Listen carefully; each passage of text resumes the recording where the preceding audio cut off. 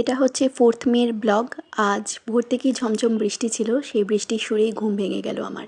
সকালটা শুরু করলাম একদম এনার্জি নিয়ে, এখন প্রায় 7:16 মতো বাজে।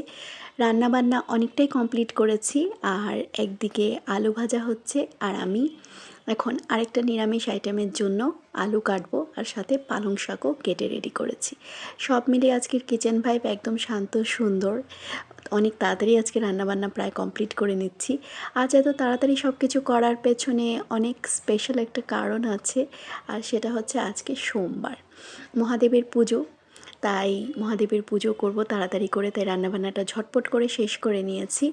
আর এখন ফুল নিয়ে চলে এসেছি, আমার গোপাল সোনাকেও স্নান করাবো। স্নান করিয়ে সুন্দর করে ড্রেস পরিয়ে সাজিয়ে গুছিয়ে দিলাম, তারপর সুন্দর করে মহাদেবের জলাভিষেক করব। আজকে অন্য কিছু আর জোগাড় করতে পারিনি, শুধু বেলপাতার ফুল দিয়ে মহাদেবকে সাজিয়ে পুজো কমপ্লিট করলাম, কারণ বাইরে অনেক বৃষ্টি, আর আমি আজকে অনেক তাড়াতাড়ি পুজো দিয়েছি।